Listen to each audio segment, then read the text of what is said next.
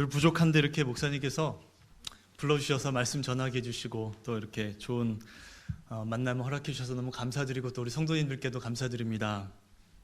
2주 전이 부활주일로 저희들이 지켰죠. 예수님의 부활을 우리가 그날 기념하고 기뻐하고 또 감사하는 그러한 주일을 시간을 가졌습니다. 그런데 저 개인적으로는요, 그 어느 때보다도 더 기쁘고 감사한 부활주일이었습니다. 왜냐하면 그 부활주일이 21일이었고요. 그 다음 날이 제가 유럽에서 파병을 마치고 집으로 돌아오는 그 날이었기 때문에 그 기쁨이 2배였습니다. 그래서 하룻밤만 자면 집에 간다라는 기쁨으로 부활주일이 너무너무 기쁘고 감사한 주일이었습니다. 오늘이 한국에서는 5월 5일 어린이날이죠. 그리고 다음 주는 이제 미국에서 우리가 마더스데이로 지키는데, 특별히 또 우리가 5월 달을 가정의 달로 우리가 부르고 또 그렇게 지킵니다. 늘 평상시에 집에 있을 때는 가족의 소중함과 또 그 기쁨을 잘 모릅니다. 근데 이제 가끔씩 제가 파병을 나가면서 집을 떠날 때는 가족이 얼마나 또 감사하고 소중한 사람들인지, 또 하나님께서 얼마나 나를 축복하셨고 나에게 큰 선물을 주셨는지 늘 깨닫게 됩니다. 그래서 이번 5월 한 달도 여러분께서도 자녀들과 또 부모님들 한 번씩 더 돌아보시고 또 사랑하시고 감사하시고 또 우리 교회 많은 식구들 돌아보시고 또 섬기시는 복된 이번 한 달 되시기를 주님의 이름으로 축원합니다. 그래서 우리가 부활주일을 지킬 때 늘 우리 주님의 부활을 기뻐하고 감사하고 또 영광을 돌리는데, 그게 끝이 아니라는 거예요. 우리가 기억해야 될 것은 예수님의 부활을 기뻐하며 감사하는 것이 그것이 우리의 전부가 아니라, 우리 죄 때문에 십자가에서 죽으신 예수님, 그러나 사흘 만에 부활하셔서 이제 하늘 보좌 우편에 앉아 계시고, 그리고 언제일지 모르지만 우리를 구원하시기 위해 다시 이 땅에 오실 그 주님을 기다리며 그때를 준비하는 삶을 우리가 살아야 한다는 것입니다. 그래서 오늘 저와 함께 여러분이 나눌 말씀의 본문이 바로 예수님께서 이 땅에 다시 오실 때에 일어날 일들에 대해서 오늘 말씀하고 있는데요. 말씀을 시작하면서 먼저 시 한 편을 함께 나누기를 원합니다. 우리 스크린에 나올 텐데요. 평화의 도구라는 시 들어보셨죠? 그렇죠? 이 시를 한번 제가 읽어드리도록 하겠습니다. 평화의 도구. 주여 나를 평화의 도구로 써주소서. 미움이 있는 곳에 사랑을, 다툼이 있는 곳에 용서를, 분열이 있는 곳에 일치를, 의혹이 있는 곳에 믿음을, 그릇됨이 있는 곳에 진리를, 절망이 있는 곳에 희망을, 어둠이 있는 곳에 광명을, 또 슬픔이 있는 곳에 기쁨을 심게 하소서. 위로받기보다는 위로하고, 또 이해하기보다는 이해하며, 사랑받기보다는 사랑하게 해 주소서. 우리는 줌으로써 받고 용서함으로 용서받으며 자기를 버리고 죽음으로써 영생을 얻기 때문입니다. 아멘. 지금 제가 읽은 이 시는 다 아시는 대로 그 성 프란시스의 평화의 기도라는 시입니다. 우리가 찬양으로도 많이 부르는 그런 시인데 너무 아름답고 은혜로운 시죠. 우리의 삶이 매일 이 시처럼 이렇게 살게 되면 참 좋겠다 싶은 그런 생각을 해봅니다. 그런데 그 한 가지 이 시에서 조금 만족스럽지 못한 부분이 발견이 됩니다. 바로 맨 마지막 줄, 여러분 보시는 대로 죽음으로써 영생을 얻기 때문입니다 라는 그러한 표현인데요. 이 시의 저자의 의도도 정말 그러했는지는 잘 모르겠습니다. 그런데 마치 이 시의 그 전후 그 문맥을 보면 마치 우리가 평화의 도구로 살다 보면 결국 영생을 얻게 된다는 것으로 이해될 수도 있습니다. 그렇죠? 맨 마지막에 이렇게 우리가 평화의 도구로 살다 보면 영생을 얻기 때문입니다. 뭔가 좀 불편합니다. 마음에 들지 않습니다. 오직 믿음으로만 우리가 은혜로만 구원을 얻게 되고 영생을 얻게 된다고 우리가 배워왔고 알고 있는데, 마치 그런 영생의 길이 인간의 선행으로 가능한 것처럼 그 의미가 바뀌어진다면 상당히 심각한 문제가 생기는 거죠. 혹시 원어의 의미는 그렇지 않은데 이제 한국말로 번역되는 과정에서 그렇게 되었다면 참 다행이다 싶지만, 근데 어쨌든 저는 이 시의 마지막 부분이 이렇게 바뀌었으면 좋겠다고 생각합니다. 우리가 주고 용서하고 자기를 버리며 그렇게 남을 위해 평화의 도구로 살 수 있는 것은 우리가 영생을 얻은 자이기 때문이다. 이렇게 좀 앞뒤가 바뀌었으면 좋겠다 싶습니다. 어떻게 보면 이게 말장난 같을 수도 있는데요, 상당히 중요한 문제입니다. 우리에게 영생이 있기 때문에, 우리가 구원을 받았기 때문에, 우리가 믿음으로 은혜로 구원받은 자이기 때문에 평화의 도구가 될 수 있다는 말과 반대로 우리가 평화의 도구로 여러 가지 선행을 해서 살았기 때문에 영생을 얻게 된다는 말은 완전히 다른 의미죠. 너무 좋은 시이고요, 은혜로운 시이고, 예수 믿는 사람이라면 꼭 그렇게 살면 좋겠다 싶은 시이지만, 만일 오직 믿음으로 구원을 받는 것이 아니라 믿음으로만은 부족하고 오늘 이 시처럼 우리가 평화의 도구로서 선행에 있는 삶을 살 때에 영생을 얻게 된다면, 우리가 지금까지 믿고 알아왔던 그 복음의 핵심과는 조금 괴리감이 느껴질 수밖에 없을 것 같습니다. 그런데 오늘 읽은 본문의 말씀의 비유, 이 양과 염소의 비유 또한 이 시의 맨 마지막 부분과 비슷한 부분이 발견이 됩니다. 오늘 본문만 딱 놓고 보면 하나님께서 주시는 영생은 인간의 그 어떤 노력과 어떤 노력으로, 선행으로 영생을 얻게 된다, 이렇게 우리가 자칫 이해할 수도 있겠다 싶습니다. 하나님이 우리에게 주시는 영생은 인간의 어떤 노력과 행위로서가 아니라 오직 믿음에 의해서 은혜로, 선물로 주어진다는 사실을 우리가 기억한다면 오늘 본문 또한 좀 우리가 이해하기가 어려울 수 있겠다 싶습니다.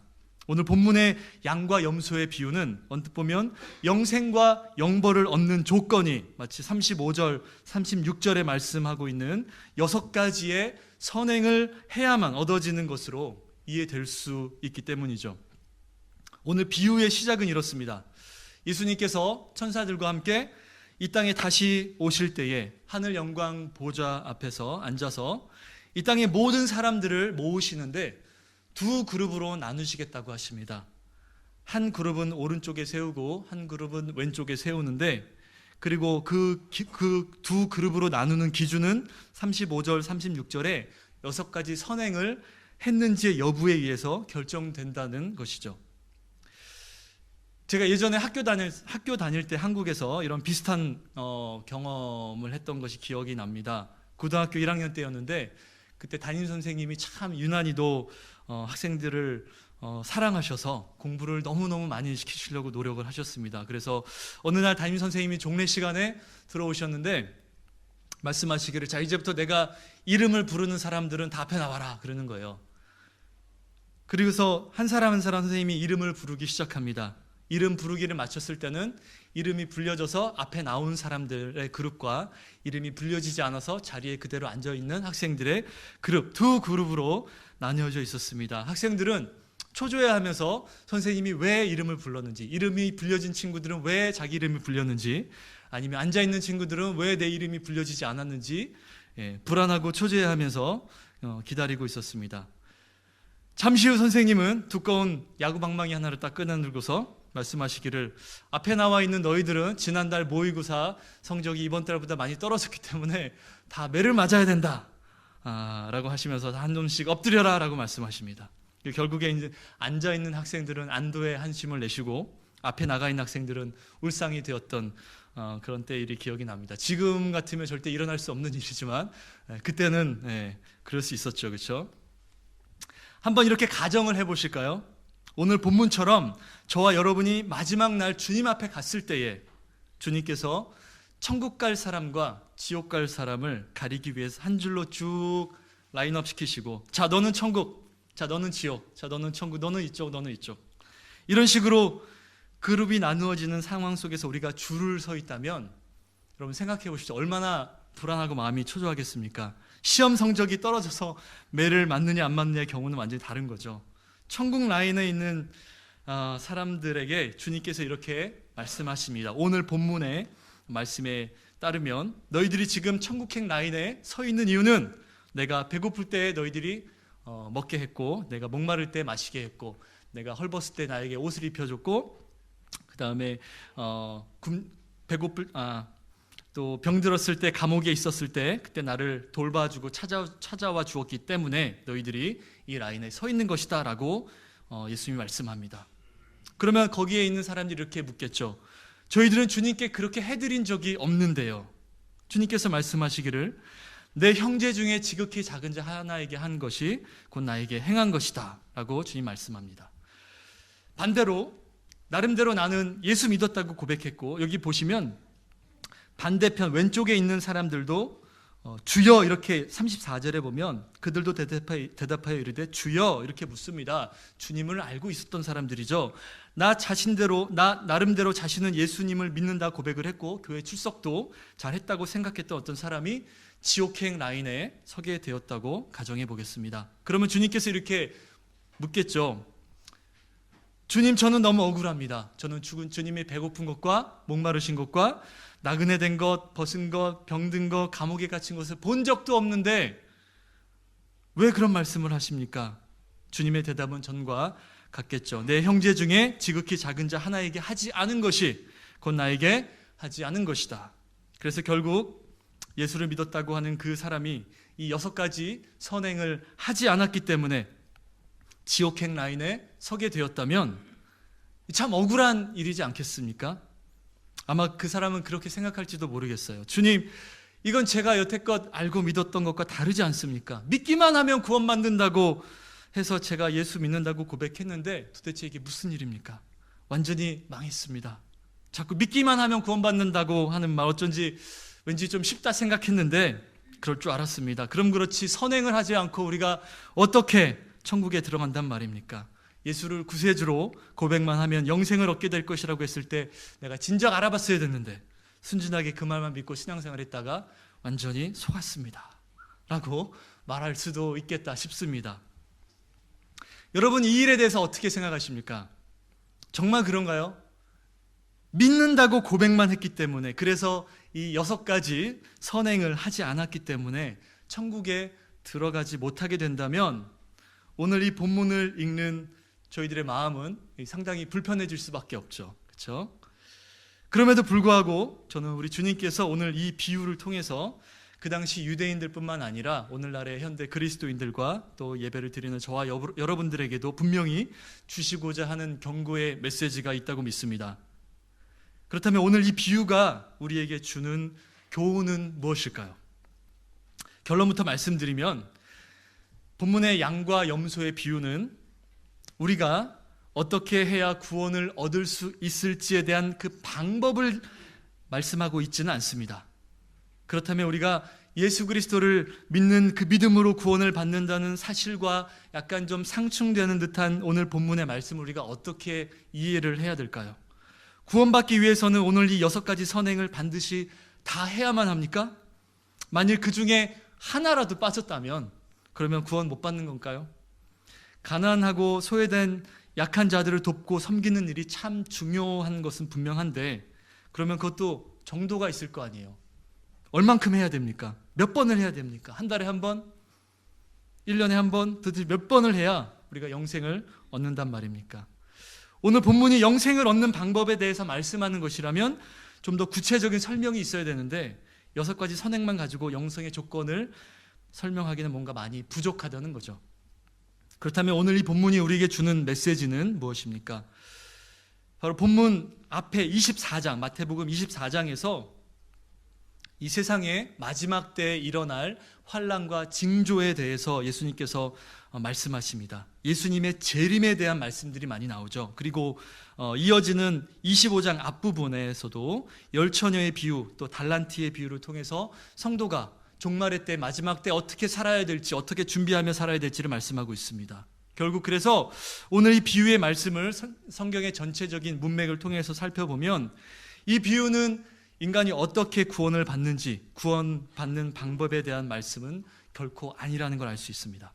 이 말씀은 마지막 때를 사는 성도들이 주님의 재림을 기다리면서 어떻게 살아야 되는지, 우리가 어떻게 준비하며 살아야 되는지 그 경고의 말씀, 두렵고 떨리는 마음으로 늘 깨어 있어서 주님 오심을 기다리라는 그런 말씀으로 우리가 받는 것이 합당하다는 것이죠.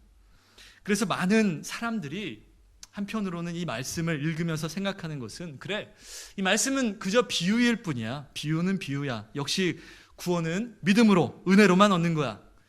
오히려 이 말씀은 우리의 순수한 신앙에 혼동을 줄 수도 있겠다 싶어서 이 본문의 말씀을 적당히 넘겨버리고 별로 중요하지 않게 생각하는 경향도 있습니다.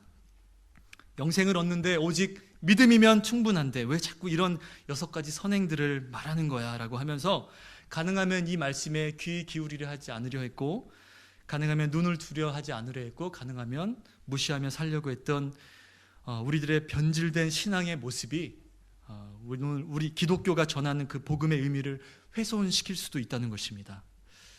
맞습니다. 구원은 오직 믿음으로, 천국은 은혜로, 하나님 주시는 선물로 들어가는 것이 맞고 확실히 우리가 그렇게 믿어왔습니다. 그리고 오늘의 이 양과 염소의 비유도 구원의 방법에 대해서 말하는 것은 아닙니다. 그렇지만 우리의 삶을 한번 우리가 돌아보면서 그동안 오늘 이 말씀이 그렇게 우리의 삶 가운데 때로는 무시되고 잊혀져 왔다면 이것 또한 뭔가 아주 잘못된 것임을 오늘 또 깨달아야 될 줄로 믿습니다. 이 말씀은 오늘 우리 그리스도인들이 쉽게 빠질 수 있는 잘못, 바로 삶 가운데 나타나는 그 행함, 그 열매에는 별로 관심이 없고 그저 예수 믿는다고 입술로만 고백하고 인정하기만 하면 구원받는다고 생각하는 그 값싼 복음, 변질된 복음에 대해서 경고하는 말씀이라고 저는 믿습니다. 오늘 이 주보에 보면 목사님께서 아주 강력한 그 예화를 칼럼으로 실어주셨는데, 행위 있는 믿음, 나중에 한번 읽어보십시오. 우리의 행위 있는 믿음이 얼마나 중요한지에서 말씀하고 있는데, 성경에 보면 마태복음 7장 21절에 이렇게 말씀하고 있습니다. 나더러 주여 주여 하는 자마다 다 천국에 들어갈 것이 아니요 다만 하늘에 계신 내 아버지의 뜻대로 행하는 자라야 들어가리라. 우리가 참 많이 잘 알고 있는 말씀이죠. 예수를 믿는다고 하는 것이 무엇입니까? 우리가 그리스도인으로 산다는 것이 무엇입니까? 사람들이 예수 믿는다는 말을 너무 쉽게 하는 시대가 됐습니다. 물론 안 믿는다고 부인하는 것보다 낫지만 그저 우리가 입술로만 고백하고 인정하기만 하면 그게 다라고 생각하는 신앙의 모습이 우리 주위에 너무 많습니다. 예수를 믿는다는 것이 단순히 그냥 어떤 역사적인 사실을 인정하듯이 지식적인 동의가 되어버렸습니다. 하나님의 존재를 굳이 부정할 필요가 없으니까, 하나님이 살아계시다고 말하는 것에 별로 내가 거부감이 없으니까, 그래도 안 믿는 것보다는 왠지 믿는다고 하면 마치 공짜 보험에도 보험이라도 가입한 것처럼 마음이 편안하니까, 어차피 믿는다고 해도 내가 손해볼 것 없으니까 이러한 이유들로 그저 예수 믿는다고 말하는 것, 이건 믿음이라기보다는 어떤 지식적인 동의라고 하는 것이 맞을 것입니다. 아시는 대로 저는 군대에서 병사들을 섬기는 대대 군목입니다. 저희 대대에는 대략 한 600명 정도의 군인들이 함께 생활하고 있는데, 이제 새로운 군인들이 저희 대대에 이제 전입을 하게 되면 항상 채플린을 만나서 면접을 하게 돼 있어요. 그럴 때마다 이제 저는 어려운 게 없는지, 문제가 없는지 항상 물어보고 상담해주고, 마지막으로 물어보는 것이 이제 종교가 무엇인지를 확인을 합니다. 그래서 이제 제가 거의 매달 그 종교 분포도를 데이터를 만들어서 이제 몇 퍼센트가 어떤 종교고 몇 퍼센트가 어떤 종교인지 제가 늘 확인을 하는데, 보면 전체 인원의 70%가 크리스찬으로 나와 있습니다. 대단한 거죠, 그렇죠? 놀랍죠? 70%면 굉장히 많은 숫자입니다. 근데 더 놀라운 사실은 그들이 자신이 크리스천이라고 말하는 그 70%의 절반 이상이 교회를 나가지도 않고 예배를 드리지도 않고 말씀도 묵상하지 않고 물어보면 아무것도 모릅니다. 그런데도 그냥 자기는 크리스천이라고 합니다. 이 믿음은 너무 쉬운 것이죠. 자신의 삶은 아무것도 달라지도 않고 또 달라지고 싶지도 않은데 그저 그냥 믿는다고 말하는 겁니다. 예수 믿는다고 말해도 내 인생의 주인이 바뀌거나 또 내 인생의 목적이 절대 바뀌지도 않습니다. 예수 믿는다고 말하면서 어차피 나 하고 싶은 것, 나 누리고 싶은 것, 내 인생의 쾌락과 성공을 위해서 어떤 일이든지 다 하면서도 그래도 손해볼 것 없다면 예수 믿는다고 말하는 것이 별로 어려운 일이 되지 않는다는 것입니다. 이러한 믿음은 예수를 믿어도 그 인생관이 하나도 바뀌지 않고 삶의 어떤 변화도 일어나지 않습니다. 더 심각한 것은 바로 나를 위해 죽으신 예수님의 그 십자가의 은혜, 생명을 구원해 주신 하나님의 그 큰 은혜를 알지도 못하고 느끼지도 경험하지도 깨닫지도 못하면서 예수님을 믿는다고 말하는 것입니다. 이것은 우리 주님께서 우리에게 주신 참 복음이 아닙니다. 복음이 무엇인지 다시 한번 우리가 늘 진지하게 생각해 봐야 합니다. 예수님을 믿고 구원을 받는다는 것, 그리스도인이 된다는 것, 성경은 우리에게 이렇게 말씀합니다. 요한복음 1장 12절 13절 말씀에 보면 영접하는 자 곧 그 이름을 믿는 자들에게는 하나님의 자녀가 되는 권세를 주셨으니 이는 혈통으로나 육적으로나 사람의 뜻으로 나지 아니하고 오직 누구에게서? 하나님에게서 난 자들이니라. 그렇죠?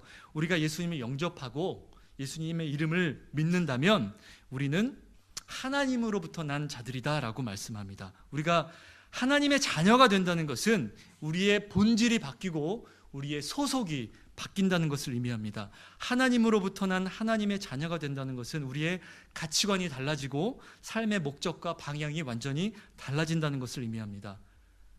죄를 깨닫고 은혜를 깨닫게 되면 우리의 인생이 달라질 수밖에 없어요. 그렇죠? 영원히 죽을 수밖에 없는 내가, 영원히 그 뜨거운 지옥 불구덩이에서 죽지도 못하고 고통받아야 하는 내가 아무 공로도 없이 아무 어떤 노력과 행위도 없이 오직 하나님의 은혜로 선물로 내가 구원을 얻게 되었다는 그 은혜의 감격 때문에 우리의 삶은 바뀌게 되어 있습니다. 그렇게 은혜를 받은 자의 삶 속에는, 구원을 받은 자의 삶 속에는 오늘 본문의 말씀처럼 가난한 자들에 대해서, 또 헐벗고 굶주린 자들에 대해서, 소외되고 무시당하는 사람들에 대해서 관심이 있게 되고 그들을 섬기게 되는 그런 삶을 살게 되는 것이죠. 예전에 제가 휴스턴에서 부목사 사역을 할 때 청년부 사역을 했었었는데 어떤 청년이 가끔 저에게 묻습니다. 목사님, 신앙생활 하는 게 너무 힘들어요. 그렇죠, 힘들어요. 특별히 20대 초반에 우리 청년들은 얼마나 힘듭니까? 하고 싶은 것도 많고 누리고 싶은 것도 많은데 성경에 보면 하지 말라는 것도 너무 많고 하라는 것도 너무 많고 신앙생활 하기가 참 힘들죠. 여러분은 어떻습니까? 성인이 되고 연세가 드시고 시간이 지나면 그러면 신앙생활 하는 것이 훨씬 더 쉬우십니까? 예, 이 세상에서 그리스도인으로 산다는 것이 때로는 쉽지가 않습니다. 고린도후서 5장 17절 말씀 보면 이렇게 말씀합니다. 그런즉 누구든지 그리스도 안에 있으면 새로운 피조물이라. 이전 것은 지나갔으니 보라 새 것이 되었도다. 새로운 피조물, 새 것이라고 말씀합니다. 그리스도 밖에 있던 사람이 그리스도 안으로 들어오게 되면 완전히 새로운 사람이 된다는 뜻입니다. 예를 들면 우리가 타던 자동차가 고장이 났어요. 알아보니까 부품 몇 개를 갈면 탈 수 있어요. 그런데 우리가 고장난 자동차에 부품을 몇 개 갈아서 타는 것이 아니라 완전히 그 차를 폐차시키고 새로운 차를 타는 것과 같은 어떤 그런 의미로 우리가 생각을 한다면 우리가 그리스도인이 되었을 때 우리는 예전의 모든 것은 다 지나갔다고 말씀합니다. 그리고 이제 너희들은 새로운 피조물, 새 것이 되었다라고 말씀합니다. 그리스도인이 된다는 것은 완전히 새로운 피조물이 되는 것이라고 말씀하고 있는데 그리스도 밖에 살던 때와 비교해서 별로 달라진 것도 없고 인생의 가치관과 목적과 방향이 그렇게 수정되지 않은 상태에서 그리스도 안에 들어와서 살려고 하니까 얼마나 힘들겠습니까? 그렇죠? 많이 부딪히고 많이 고통스럽죠. 당연히 힘들 수밖에 없습니다. 저희들은 지난 4월 한 달 동안 예수님의 십자가의 고난을 묵상하면서 사순절 기간을 보냈고 또 부활주의를 보내면서 예수님의 십자가와 또 부활의 은혜가 얼마나 귀하고 감사한지 다시 한번 깨달았습니다. 예수님의 십자가의 복음은 결코 값싼 그 어떤 것이 아닙니다. 그저 우리가 말로만 입술로 쉽게 고백하고 인정만 하면 받을 수 있는 그런 값싼 복음이 아니란 말입니다. 예수님께서 온몸이 찢기시고 또 모든 피를 다 쏟으셔서 완성하신 그 십자가의 구원의 복음을 우리가 그저 입술로만 고백해서 지식적 동의로만 얻을 수 있는 것으로 변질시키면 안 된다는 말입니다. 우리가 신앙생활을 또 힘들게 생각하는 또 다른 이유 중에 하나는 우리의 믿음을 순종의 삶으로 살아내는 것이 항상 우리에게 큰 도전이 되기 때문입니다. 신앙생활을 막 이제 시작하신 분들도, 또 오랫동안 신앙생활을 해오신 분들도, 또 신앙적으로 내가 어느 정도 성숙하다고 생각하시는 분들도 우리가 하나님 말씀 안에서 온전한 순종의 삶을 살아가는 것은 늘 언제나 도전이고 숙제입니다. 저에게도 그렇습니다. 그러한 의미에서 우리들은 하나님의 말씀에 온전히 순종하는 삶을 살아내기에는 여전히 불완전한 존재인 것 같습니다. 나 스스로의 노력과 힘으로 100% 온전히 하나님의 말씀에 순종하는 삶을 살아내는 것은 어떻게 보면 불가능한 일입니다. 그러나 우리가 예수님을 입술로만 고백하고 지식으로 인정하는 것이 아니라 그분을 정말 인격적으로 만나고 또 그 십자가의 은혜를 우리가 경험하고 나면 우리의 그 믿음이 그 순종의 삶을 살아내도록 만드는 것입니다. 다시 말해서 순종의 삶은 내가 살려고 사는 것이 아니라 사라지는 것이어야 합니다. 믿음으로, 십자가의 능력으로 내가 그 순종의 삶을 살아져야 합니다. 성경에 보면 예수님을 인격적으로 만나서 회심하고 또 새 사람으로 변화된 사람들이 많이 나오는데, 누가복음 19장에 보면 여러분 잘 아시는 그 세리장이 삭개오가 나옵니다. 많이 들어보셨죠? 뽕나무 위에서 예수님을 만나서 예수님을 집으로 초청해서 구원을 경험한 그 삭개오. 돈을 모으는 것이 삶의 우선순위였던 그 삭개오가 예수님을 인격적으로 만나자 어떤 일이 벌어집니까? 삶의 우선순위가 완전히 바뀌어버리죠. 누가복음 19장 8절에서 삭개오가 예수님께 이렇게 고백합니다. 내 소유의 절반을 가난한 자들에게 주겠사오며 만일 누구의 것을 속여 빼앗은 일이 있으면 네 갑절이나 네 배나 갚겠나이다. 내 재산의 절반을, 50%입니다. 엄청난 거예요. 그렇죠? 그걸 가난한 자들에게 다 나눠주겠답니다. 그리고 혹시라도 내가 잘못 속여서 다른 사람의 재산을 빼앗았으면 4배로 갚겠다고 합니다. 이것이 바로 구원받은 사람의 진정한 삶의 모습입니다. 그리스도 밖에 있던 사람이 그리스도 안에 들어왔을 때 일어나는 변화의 모습입니다. 절대 포기할 수 없다고 생각했던 삶의 우선순위가 바뀌는 역사가 일어납니다.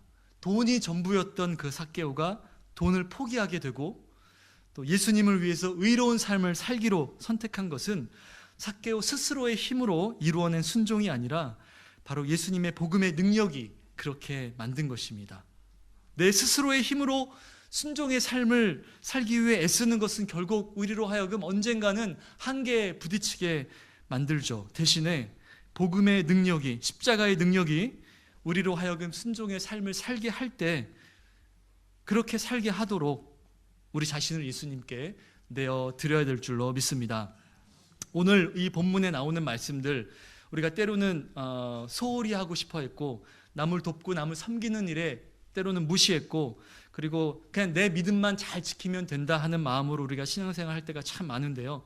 오늘 이 말씀을 보면서 우리가 구원받은 자로서 또 우리가 마지막 때를 살아가는 사람들로서 어떻게 우리가 행함 있는 믿음의 삶을 살지를 오늘 말씀을 통해서 우리가 다시 한번 내 자신을 바라보고 깨닫는 시간이 되었기를 좋겠습니다. 이제 말씀을 마무리하려고 하는데요.